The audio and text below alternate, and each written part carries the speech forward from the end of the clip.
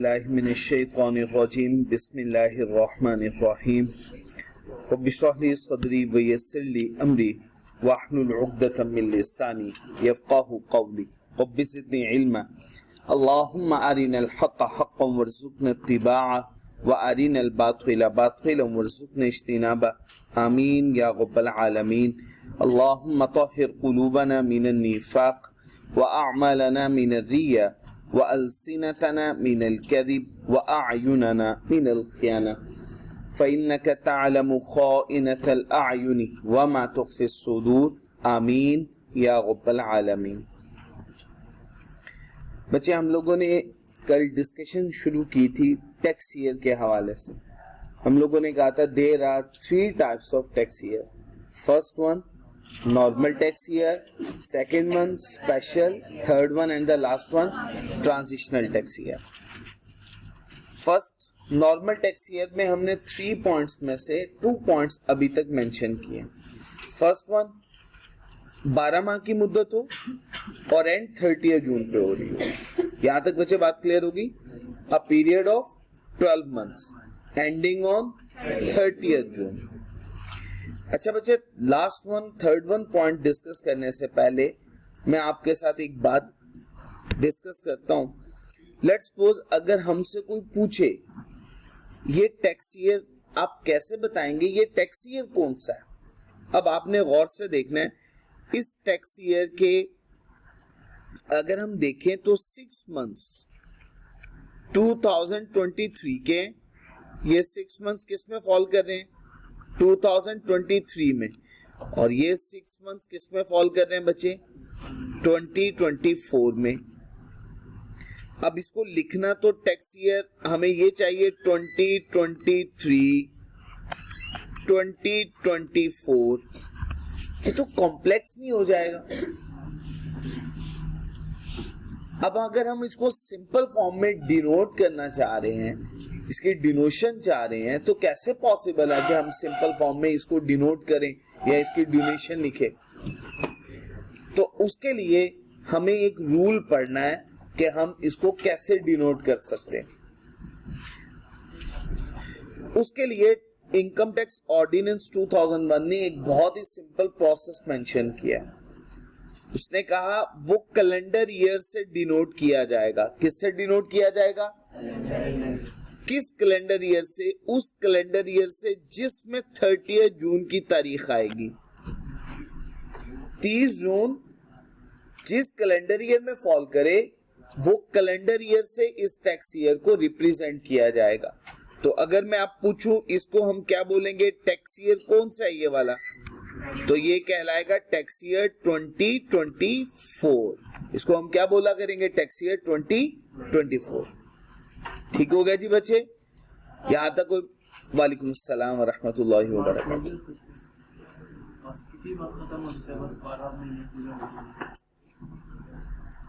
जैन अभी इस पे बात करेंगे। हमारी मेन कंडीशन क्या है, जून का महीना 12 माह में कितनी दफा आता है, 1 दफा। तो फिर कोई और पॉसिबिलिटी बननी ही नहीं है इसमें। हाँ, अगर 30 जून नहीं है मंथ, कोई और मंथ है, तो फिर वो नॉर्मल टैक्स ईयर भी नहीं है। नॉर्मल टैक्स ईयर की तो तीनों कंडीशन का पूरा होना जरूरी है। अभी 2 मैंने लिखी है उसमें से, जैसे 12 माह की मुद्दत है और आखिरी महीने जून होगा, और जून की कौन सी तारीख पे खत्म होगा, 30 जून। ये कंडीशन किसी और मंथ पे पूरी हो ही नहीं सकती, क्योंकि जून का महीना साल में सिर्फ 1 दफा आता है, और तो 30 जून फिर 1 ही दफा आएगी। तो इसका मतलब क्या हुआ, 12 माह की मुद्दत और एंड हो रहा हो 30 जून। तो a period of 12 months ending on 30 जून। यहां तक बात क्लियर हो गई जी। लास्ट वन कंडीशन देखिएगा, लास्ट वन कंडीशन कैसे लिखेंगे हम, डिनोट करेंगे इसे कैलेंडर ईयर से,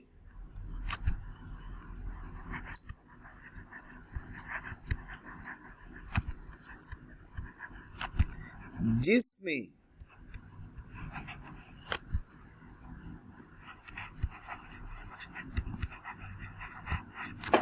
क्लोजिंग डेट या इन which 30th June falls, denote करना है उसे कैलेंडर ईयर से। डिनोट किससे करना है बच्चे? कैलेंडर से। तो जिसमें कौन सी डेट फॉल करेगी बच्चे? 30th June.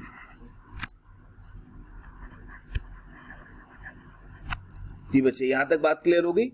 Denoted by the calendar year in which 30th June falls. ये डेफिनेशन हमारी मुकम्मल होगी। तो डेफिनेशन याद हो जाएगी, रिपीट करता हूं।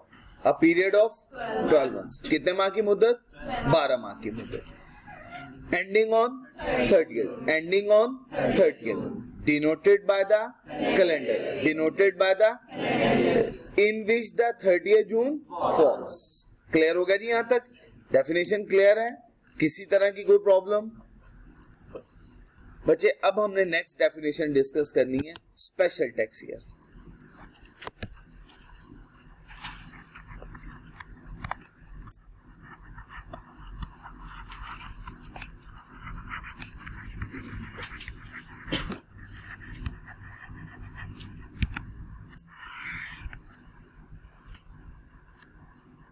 स्पेशल टैक्स ईयर के लिए भी बच्चे सबसे पहली condition, first one, a period of 12 months. पहली कंडीशन क्या है? A period of 12 months. कितने माह की मुद्दत होगी? A period of 12 months. कितने माह की मुद्दत है? 12 माह की। अब सेकंड वन कंडीशन इसकी थोड़ी सी डिफरेंट है। एंडिंग, खत्म हो रहा है, on other than, ending on other than 30th जून। इसकी एंडिंग डेट 30th जून नहीं होगी, 30th जून के अलावा कोई भी और डेट होगी। मीन्स टू से ये जून के महीने में एंड नहीं हो रहा होगा। अब कितनी पॉसिबिलिटीज बन सकती हैं? 11 पॉसिबिलिटीज। टोटल 12 माह, 12 माह में से एक मंथ है जून का, जून का महीना नहीं होगा, तो इसका मतलब बाकी पॉसिबिलिटीज 11 रिमेनिंग पॉसिबिलिटीज। तो इसको सिंप्लीफाई कर दिया गया। हमने कहा 12 माह की मुद्दत, लेकिन इसकी आखिरी तारीख 30 जून के अलावा किसी और मंथ में होगी। जैसे लेट्स सपोज 30th सितंबर, कौन सा ईयर होगा? नॉर्मल या स्पेशल? स्पेशल। कैसे? 12 माह की मुद्दत हो सकती है लेकिन एंड 30th जून पे नहीं। इसकी कुछ एग्जांपल डिस्कस करते हैं। तो स्टार्ट करते हैं स्पेशल टैक्स ईयर की कुछ एग्जांपल से।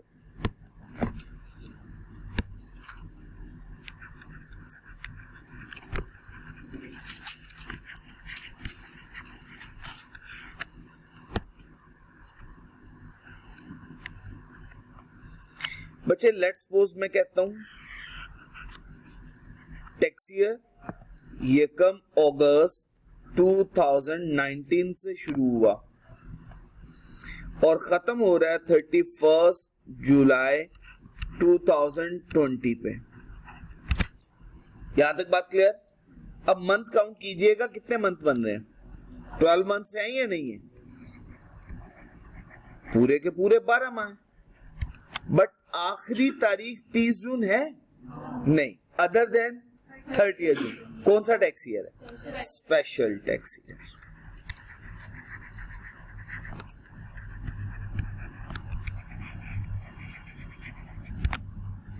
Second one example,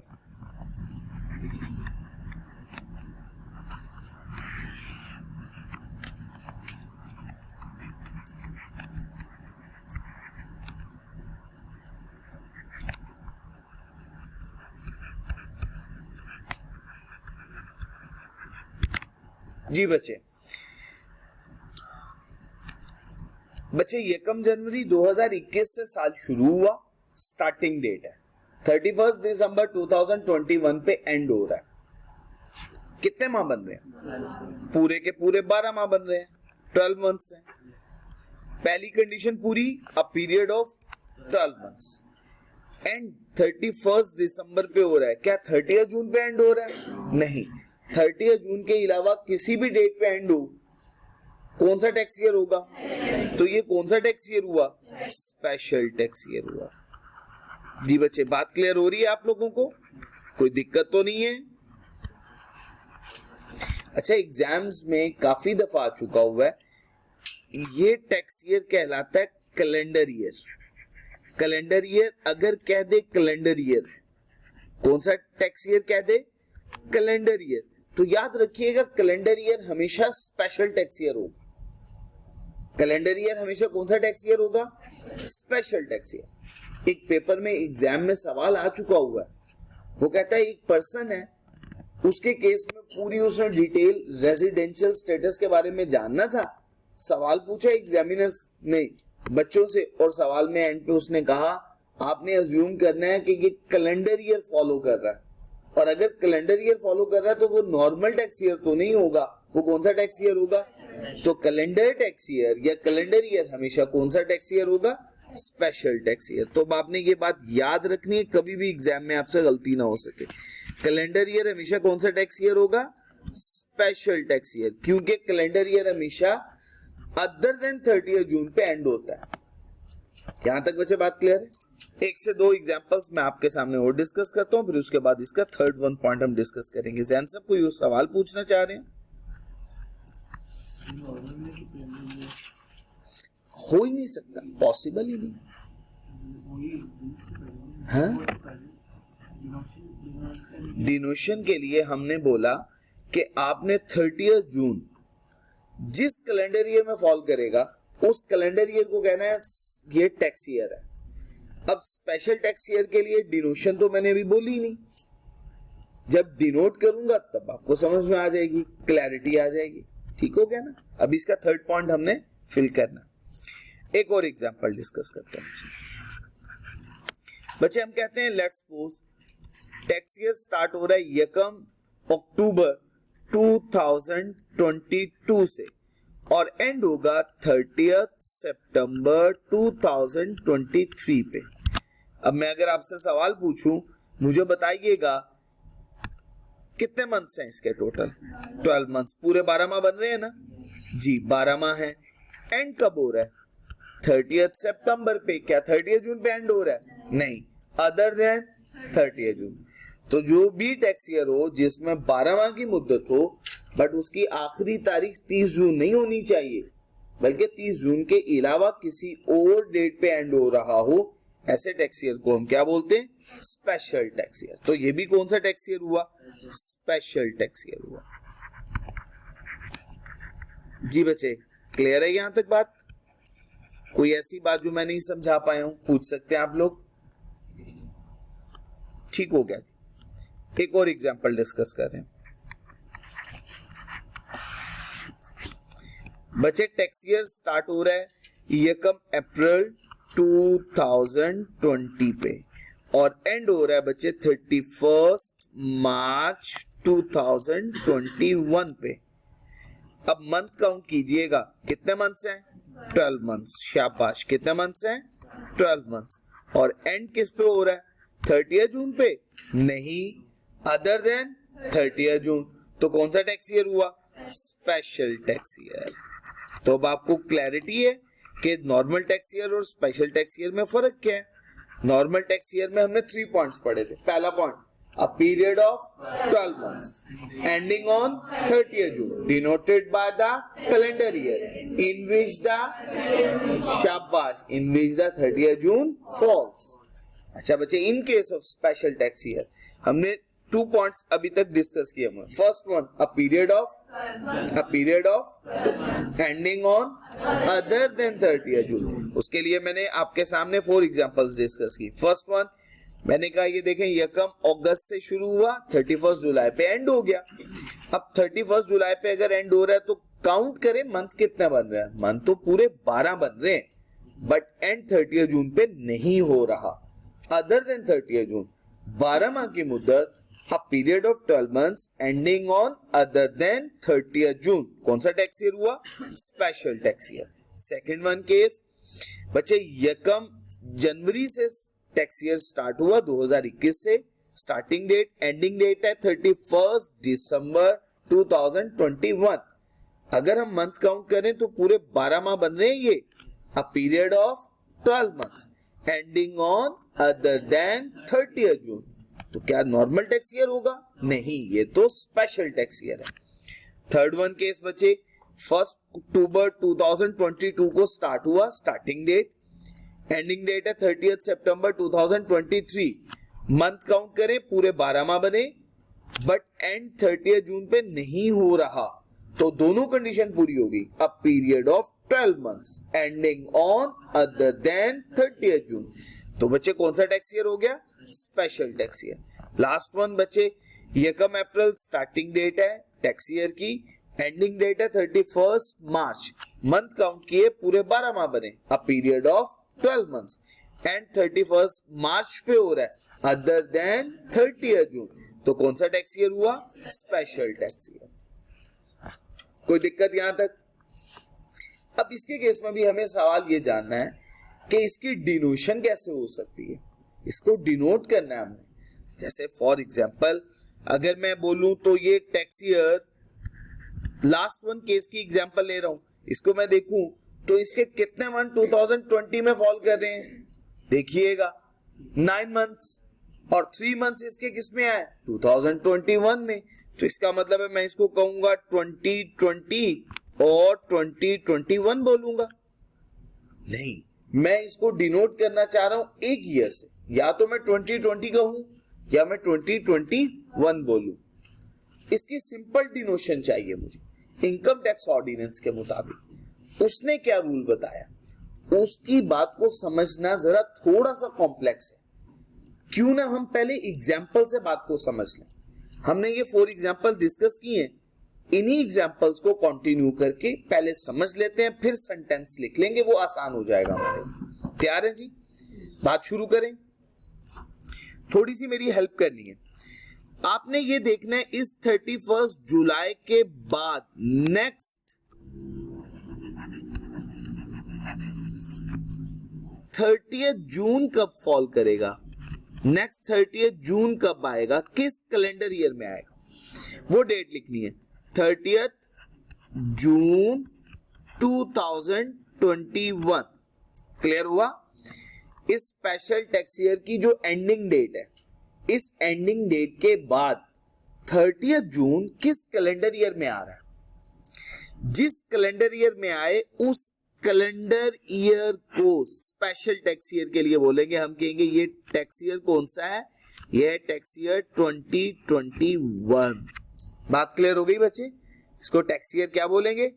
2021। बात समझा पाए हो? स्पेशल टैक्स ईयर की एंडिंग डेट के फौरन बाद अगला आने वाला 30th जून जिस कैलेंडर ईयर में फॉल करेगा, उस कैलेंडर ईयर से इसको हम रिप्रेजेंट करेंगे। बात क्लियर है? अगेन मुझे बताएं 31 दिसंबर के बाद नेक्स्ट फोर्थ कमिंग 30th जून कब फॉल कर रहा है? 30th जून 2022 को, ऐसा ही है। तो ये टैक्स ईयर कौन सा हो जाएगा? इसको हम कहेंगे टैक्स ईयर 2022। कोई मुश्किल बात तो नहीं है बच्चे? समझ आ गई? स्पेशल टैक्स ईयर जिस डेट पे एंड हो रहा हो, उस एंडिंग डेट के fourth coming next coming 30th जून जिस कैलेंडर ईयर में फॉल करेगा, उस कैलेंडर ईयर से इसको हम डिनोट करेंगे। अब नेक्स्ट बताइएगा मुझे, 30th सितंबर 2023, इसके फौरन बाद 30th जून कब आ रही है? 30th जून 2024 में। तो जिस कैलेंडर ईयर में 30th जून आएगी, उस कैलेंडर ईयर से हमने इसको रिप्रेजेंट करना है। तो ये टैक्स ईयर क्या बन जाएगा? 2024। बताएं, कोई दिक्कत तो नहीं है? समझ आ गई?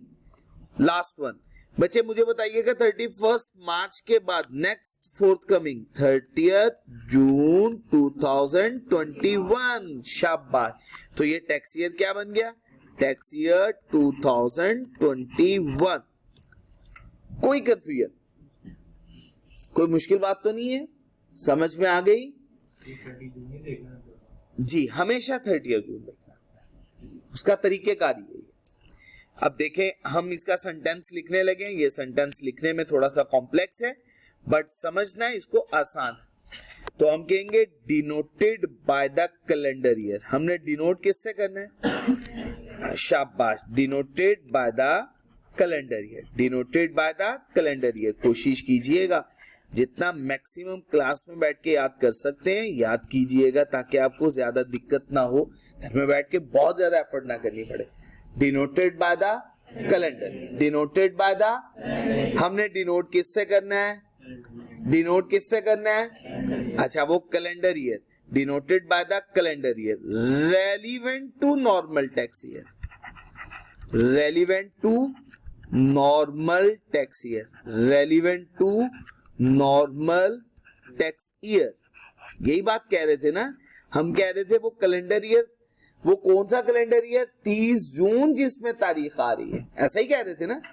30 जून जिस कैलेंडर ईयर में आ रही है उससे आपने डिनोट करना।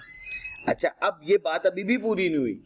Denoted by the calendar year relevant to normal tax, in which, जिसमें, in which the closing date, in which the closing date of special tax year falls, in which the closing date of special tax year falls, in which the closing date of special tax year falls। ये बात, अब ये sentence हमारी, ये definition हमारी पूरी clear हो गया जी बच्चे? 3 टुकड़े किए थे। पहला टुकड़ा, a period of ending on other than 30th June. Third one, denoted by the calendar year relevant to normal tax year in which the closing date of special tax year falls। Clear हो गई बच्चे बात? अच्छा बच्चे, इसमें एक और exercise हमें करनी है। एग्जामिनर समटाइम हमसे रिवर्स ऑर्डर में क्वेश्चन पूछ लेता है और उसका जवाब देते हुए हमें थोड़ी सी दिक्कत होती है, हमें मुश्किल का सामना करना पड़ता है। तो क्यों ना अभी पहले ही प्रैक्टिस कर ले, एग्जाम में बैठ के हमें किसी भी तरह की कोई दिक्कत ना हो। तो बच्चे, मैं एक एग्जाम्पल आपके सामने लिखता हूं, फिर उसको सॉल्व भी करते हैं। फिर उसके बाद कुछ एग्जाम्पल्स मैं लिखूंगा, आप सॉल्व करेंगे, फिर मैं भी सॉल्व करूंगा। आप देख लीजिएगा कि कहीं आपसे गलती तो नहीं हुई। अगर गलती हुई है तो अपनी करेक्शन कर लीजिएगा, इस्लाह कर लीजिएगा। स्टार्ट करते हैं। बिस्मिल्लाहिर्रहमानिर्रहीम। बच्चे, लेट्स सपोज एग्जाम में क्वेश्चन आ गया। फॉर एग्जाम्पल, एग्जामिनर ने आपसे सवाल पूछा, उसने कहा देखो टैक्स ईयर है 2024। टैक्स ईयर क्या है? 2024। एंडिंग डेट है 30th सितंबर। एंडिंग डेट क्या है? 30th सितंबर। ये एंडिंग डेट है, याद रखिएगा। कौन सी डेट है? Ending date. एंडिंग डेट है 30th सितंबर। एग्जामिनर आपसे कह रहा है मुझे बताइएगा इसकी स्टार्टिंग डेट क्या होगी इस टैक्स ईयर की, और एंडिंग डेट क्या होगी। इसकी स्टार्टिंग डेट और इसकी एंडिंग डेट बताओ। ये शुरू कब होगा, खत्म कब होगा। अब जरा देखिएगा, आसान है, बहुत आसान है, लेकिन मैं आपको एक प्रोसेस बताऊंगा, वो फॉलो कर लिया करें, गलती नहीं होगी। देखिए, आपने सबसे पहले एक डीएफडी लाइन लगाई। स्टेप्स मेरी तरफ इधर तवज्जो करके अच्छे तरीके से समझ लें। लाइन लगा दी। सबसे पहला काम आपने ये करना है, इसकी क्लोजिंग डेट सिर्फ लिखनी है, ईयर मेंशन नहीं करना। क्लोजिंग डेट तो बताई हुई है, कब खत्म हो रहा है, कोई दिक्कत? पहला स्टेप फॉलो हो गया। 30 सितंबर के बाद अगली तारीख क्या है? 1 अक्टूबर, वो स्टार्टिंग डेट होगी। कोई दिक्कत तो नहीं हुई? एंडिंग डेट आपने पहले लिख ली, क्या है? 30th सितंबर। तो स्टार्टिंग डेट क्या होगी? इसमें ऐड करें, अगला वेरी नेक्स्ट डे क्या होगा? 1 अक्टूबर, वो स्टार्टिंग डेट। अच्छा, अब इसके बाद नेक्स्ट फोर्थ कमिंग आपने यहाँ पे 30th जून की डेट लिखनी है। 30th जून लिख लिया। अब 30 जून के बाद ये टैक्स ईयर जोन सा भी होगा वो आपने मेंशन कर देना है। वो टैक्स ईयर कौन सा है? 2024। कोई मुश्किल तो नहीं है बच्चे? स्टेप पूरे हो गए हमारे। अब यहां से आ जाए दोबारा वापस, यहां पे कौन सी डेट होगी? 2023। और ये कौन सी डेट होगी? 2022। क्लियर हो गई बच्चे बात?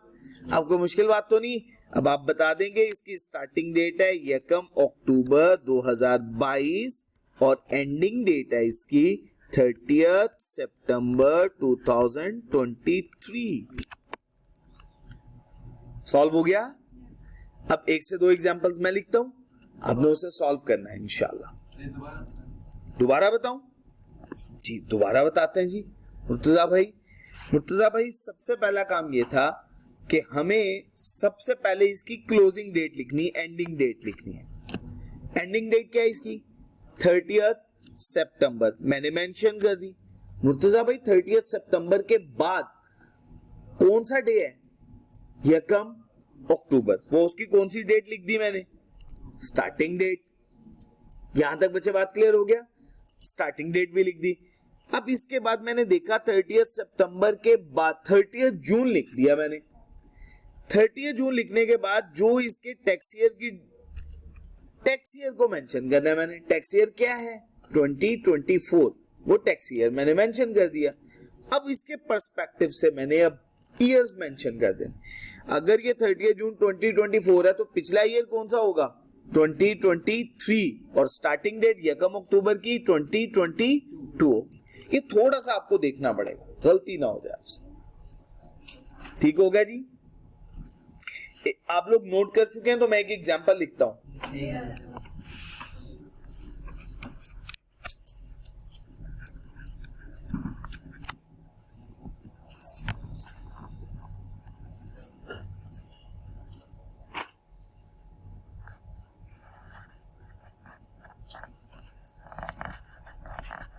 जी एग्जाम्पल कोड कर दूं?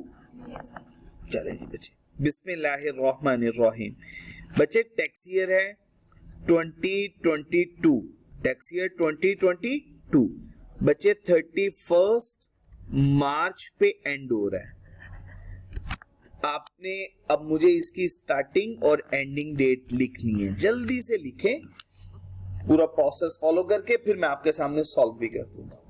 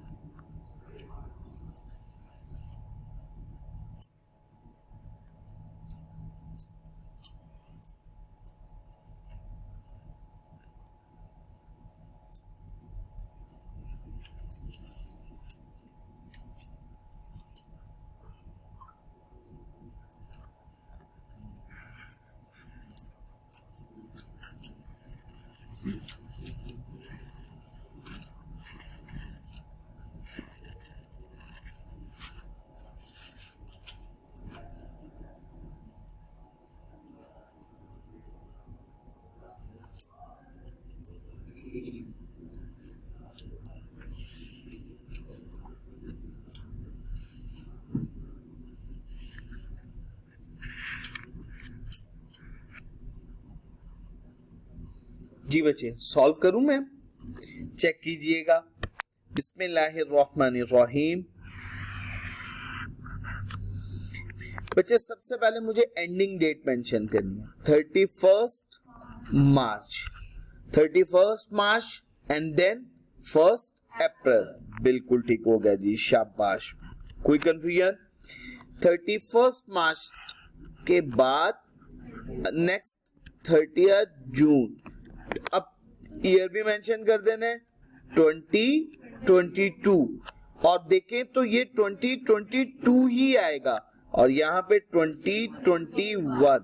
तो बच्चे स्टार्टिंग डेट हुई यकम अप्रैल 2021 और बच्चे कब तक 31 मार्च 2022। कोई मुश्किल बात तो नहीं है बच्चे, समझ आ गई है सब बातें। एक और एग्जांपल बच्चे मैं मेंशन कर रहा हूं, उसको भी सॉल्व करें।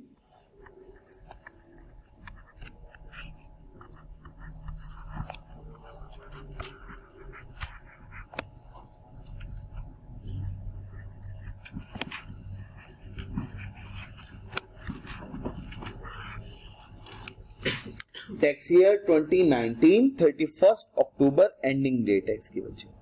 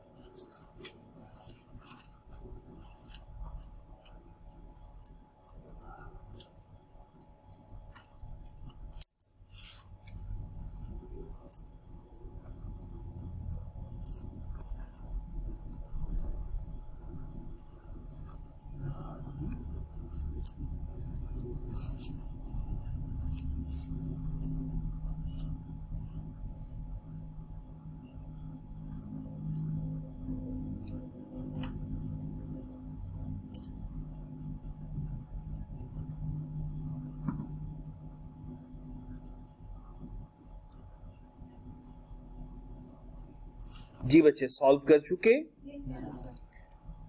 मैं अगेन आपके सामने सॉल्व करने लगा हूं बच्चे। बच्चे सबसे पहले हमें एंडिंग डेट लिखनी है। एंडिंग डेट है 31 अक्टूबर और बच्चे अक्टूबर के बाद शाबाश 1 नवंबर। अच्छा बच्चे 31 अक्टूबर के बाद 30 जून। अब मुझे मेंशन करना है ईयर। ईयर है 2019 और ये हो जाएगा बच्चे 2018 and then 2017।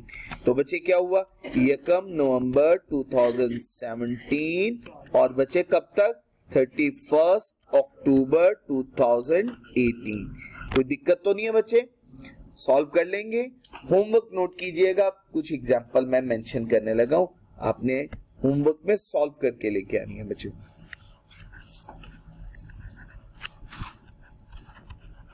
Tax year 2015 31 December.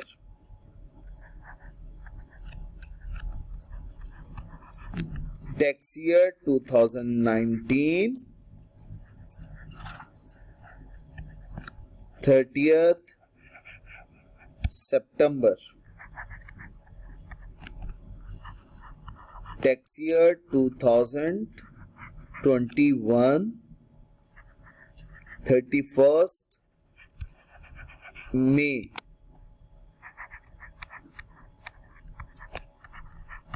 Tax year 2016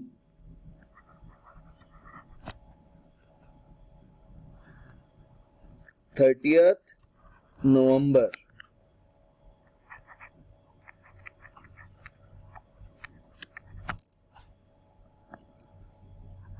tax year 2017 31 January. Tax year 2020 29 कर देते हैं जी हम इसे 29 फरवरी। टैक्स ईयर 2024 30 अप्रैल।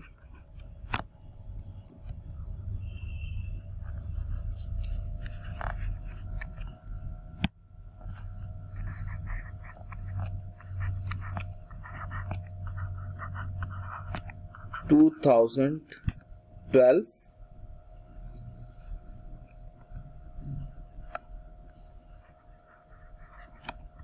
30th June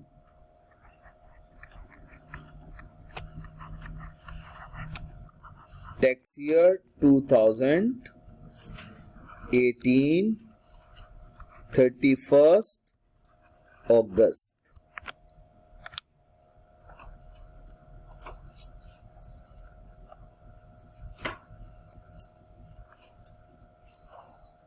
ठीक हो गया जी। होमवर्क है, सॉल्व करके लास्ट में लेके आइएगा।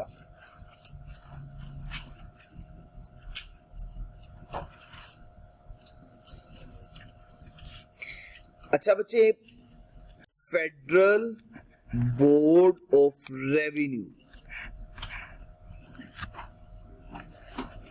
Federal board of revenue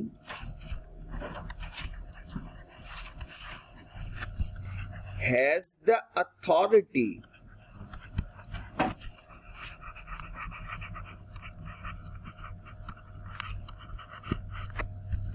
to specify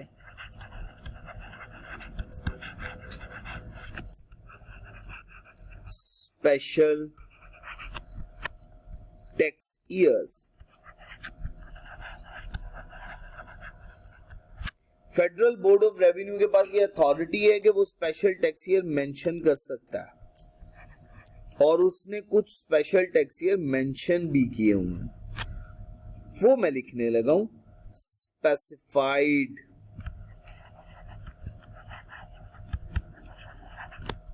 tax year. अब उसके लिए बाइफर्केशन देखिएगा, इंडस्ट्री का नाम लिखूंगा, किस इंडस्ट्री के लिए मेंशन किया है, और स्पेशल टैक्स ईयर की डेट क्या है। जी बच्चे, सबसे पहले इंडस्ट्री हम कहते हैं शुगर इंडस्ट्री। शुगर इंडस्ट्री के लिए मेंशन किया है, शुगर मिल्स के लिए मेंशन किया है। इसके लिए है 30th सितंबर। शुगर मिल्स का टैक्स ईयर क्या होगा? 30th सितंबर स्पेसिफाई कर दिया पे। बाकी सबके केस में टैक्स ईयर क्या होगा? नॉर्मल। लेकिन कुछ उसमें से कुछ एग्जांपल मैं लिख रहा हूं, सबकी एग्जांपल्स नहीं लिख रहा हूं मैं, कुछ की एग्जांपल लिख रहा हूं। स्पेसिफाइड में से सबसे पहला जो स्पेसिफाई किया हुआ टैक्स ईयर है वो क्या है? शुगर मिल के लिए क्या है? अब कोई भी शुगर मिल का, अगर मैं आपसे पूछूं शुगर मिल का टैक्स ईयर कब एंड होगा, आप क्या बताएंगे? 30th सितंबर। लेकिन अगर नॉर्मल सर्कमस्टांसेस में पूछूं टेक्सटाइल मिल का कब होगा ईयर एंड, आप पूछेंगे 30th जून। लेकिन कुछ स्पेशल टैक्स ईयर्स हैं जो कि मेंशन किए हुए। अच्छा, इसी तरह से बच्चे अगर मैं बात करूं बैंक के बारे में, बैंक का टैक्स ईयर क्या होता है? उसका होगा 31 दिसंबर। क्या है? 31 दिसंबर। इसी तरह से बच्चे अगर मैं कहूं इंश्योरेंस कंपनी,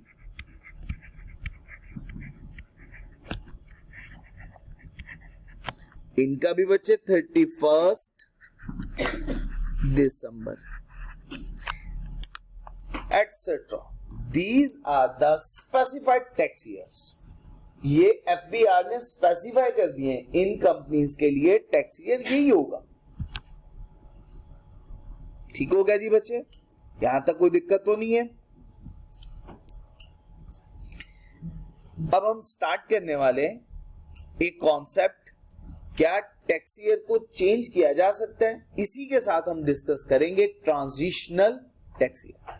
फिर ही हमें समझ में आएगी, अदरवाइज हमें समझ में नहीं आएगी ये बात। ठीक है जी। अब मैं एक एग्जांपल लेता हूं इसकी। लेट्स सपोज शुगर मिल की ही एक एग्जांपल ले लेते हैं। हम कहते हैं जी एफबीआर ने भी स्पेसिफाई नहीं किया था इनका टैक्स ईयर 30th सितंबर होगा, बट हम एक एग्जांपल लेते हैं, हम कहते हैं ये एक पर्सन है जो कि एक इंडिविजुअल है, बट पर्सन की डेफिनेशन अगर हम पढ़ें तो आपको पता है पर्सन में इंडिविजुअल भी हो सकता है, एओपी भी, कंपनी भी और गवर्नमेंट भी। एक पर्सन है जो कि इंडिविजुअल है, इसका बिजनेस क्या है, इसकी अपनी शुगर मिल है,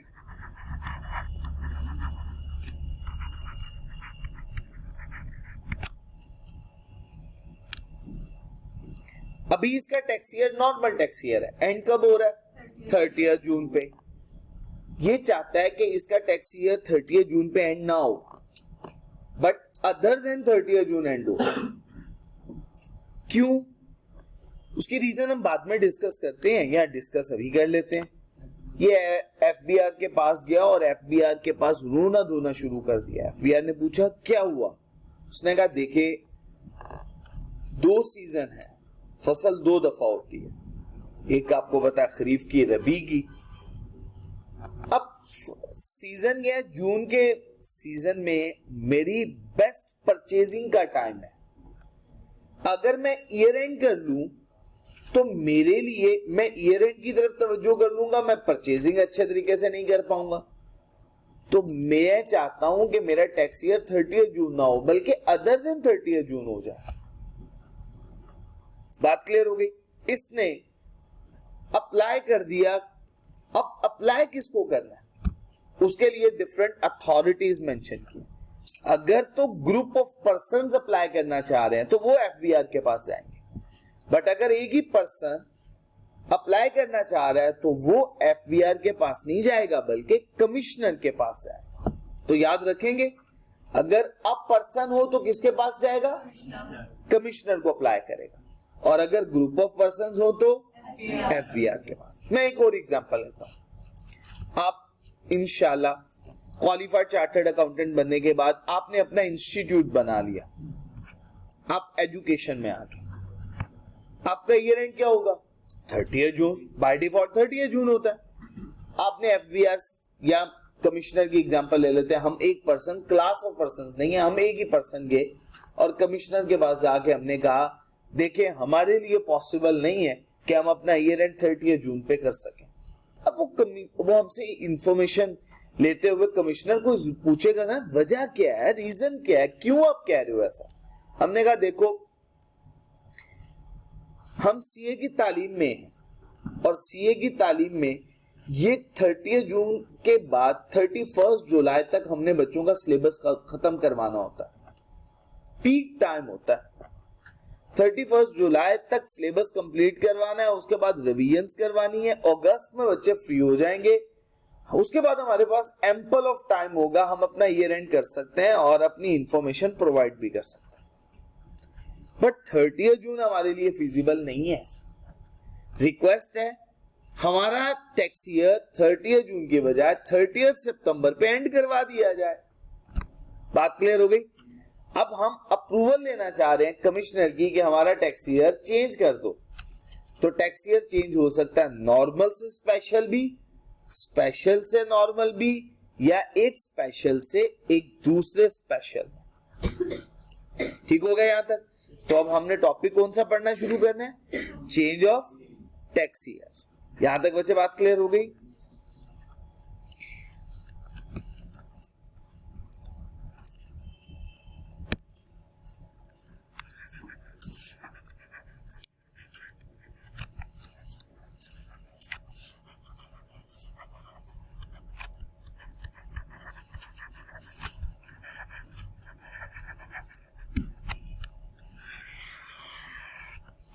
जी बच्चे, अब पर्सन, अगर एक पर्सन है तो किसको अप्लाई करेगा? अच्छा, अब पर्सन में अप्लाई, एप्लीकेशन दे सकता है। अप्लाई का क्या मतलब होता है? एप्लीकेशन देना। अब पर्सन में अप्लाई, एप्लीकेशन कैसे दी जाएगी? व्हाट्सएप किया जाएगा? नहीं। Voice note? नहीं। या फेसबुक पे हम क्या करें, एक पोस्ट लगा दे? ऐसा तो नहीं है। अगर आप हायर अथॉरिटी से परमिशन लेना चाह रहे हैं तो फिर आपको एप्लीकेशन देनी है और एप्लीकेशन भी इन राइटिंग होनी चाहिए. A person may apply in writing. A person may apply in writing. अब एप्लीकेशन देनी किसको है? To the commissioner. एक्सीलेंट. किसको एप्लीकेशन देनी है? To the commissioner.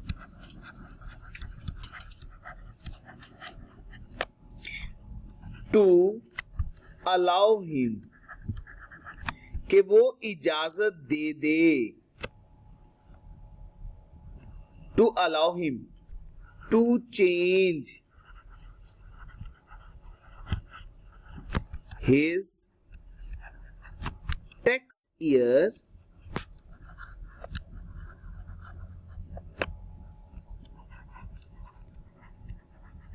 from.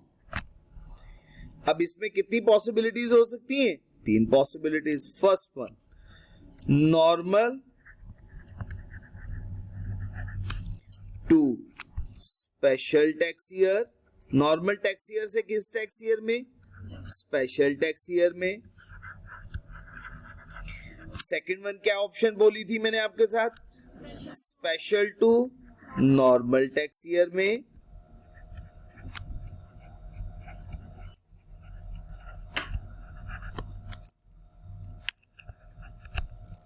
Special to normal tax year.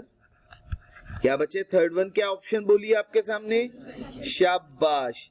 Special to special tax year या special to an other special tax year. जी मैंने वही लिख दिया वर्ड, स्पेशल टू स्पेशल या special to an other special tax year. बच्चे मुझे बताइएगा कोई प्रॉब्लम? पहला सेंटेंस समझ में आ गया? क्या वर्ड है? A person may apply in writing to the commissioner to allow him to change his tax year from normal to special tax year, special to normal tax year, or special to an other special tax year. Clear हो गया यहां तक? कोई confusion तो नहीं है? अच्छा बच्चे, अब यहां पे रुक के जरा ऑप्शन समझनी है, फिर उसके बाद हम सेंटेंसेस लिखते चले जाएंगे इंशाल्लाह. सबसे पहली बात, आपने जब एप्लीकेशन देनी है तो एप्लीकेशन में आपने क्या बतानी है? रीजन.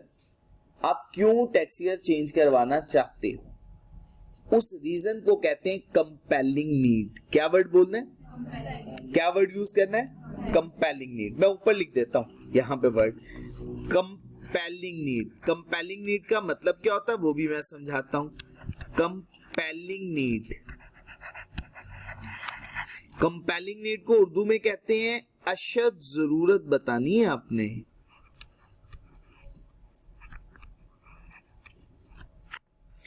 इसको मैं रीजन भी तो बोल सकता हूं ना. अगर आप एप्लीकेशन दे रहे हैं तो एप्लीकेशन में आपने क्या बता के आनी है? वजह, रीजन, जरूरत क्या है, क्यों आपको टैक्स ईयर चेंज करवाना पड़ रहा है. इसके बगैर साकिब साहब आपको परमिशन मिलने वाली नहीं है. यहां तक बात क्लियर हो गई? अच्छा, अब अगर कमिश्नर सेटिस्फाई हो गया आपकी बात से तो वो आपको क्या कर देगा? Permission grant. क्या वर्ड बोलेगा? परमिशन ग्रांट कर देगा, इजाजत दे देगा आपको.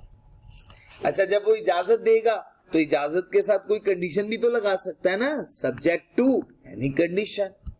अच्छा, अब अगर आप उसको अपनी बात समझा नहीं पाए या उसको लगा कि जो वजह आप, जैसे फॉर एग्जांपल आप गए और उनसे जाके कहा मेरा टैक्स ईयर 30 जून के अलावा 30 सितंबर पे एंड होना चाहिए.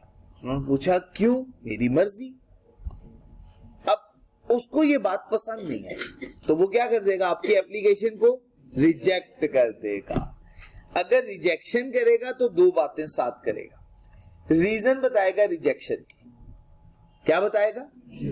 रीजन. और फिर प्रोवाइड करेगा आपको एक अपॉर्चुनिटी, आप उसको अपनी बात समझा सकें.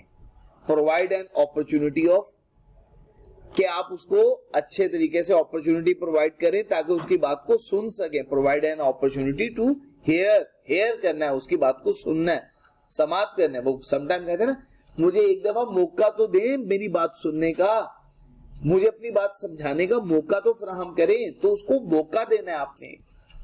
अच्छा, एक और बात भी हो सकती है।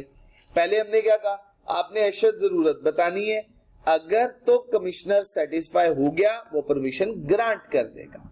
अच्छा, अब इन केस आपने उसको एप्लीकेशन दी, वो सेटिस्फाई हुआ, उसने परमिशन दे दी और साथ कंडीशन भी लगा दी। आपने एप्लीकेशन दी, आपने बात समझाना चाहिए, वो मुतमईन नहीं हुआ, उसने आपकी एप्लीकेशन को रिजेक्ट किया, रीजन ऑफ रिजेक्शन भी दे दी, प्रोवाइड कर दिया एन अपॉर्चुनिटी ऑफ हियरिंग।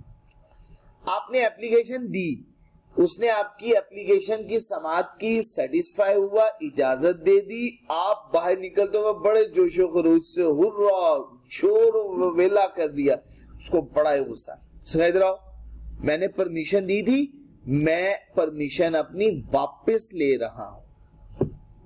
इसे कहते हैं विड्रॉ कर लेना, अपने फैसले को वापस ले लेना। ये भी तो कर सकता है। अगर ये काम करेगा तब भी दो काम करने पड़ेंगे साथ। क्या करना पड़ेगा, रीजन ऑफ विड्रॉल, क्यों किया ऐसा, और फिर provide an opportunity of hearing भी करें।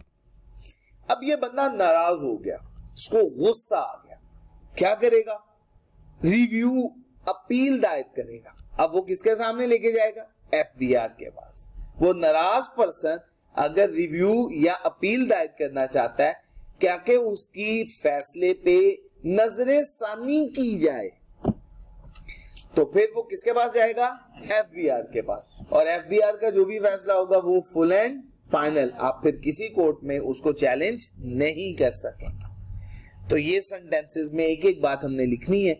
आज टाइम हमारा कंप्लीट हो गया, कल इंशाल्लाह इसी से आगे कंटिन्यू करूंगा कि कंपेलिंग नीड, फिर ग्रांट परमिशन, फिर उसके बाद रिजेक्शन, फिर विड्रॉल और रिव्यू। अब पेपर में सवाल आए, आप मुझे बताएं, प्लान बनाने की जरूरत नहीं है, आपको सिर्फ लिखना है, आपको पता होगा कि कैसे सवाल को हल करना है इंशाल्लाह।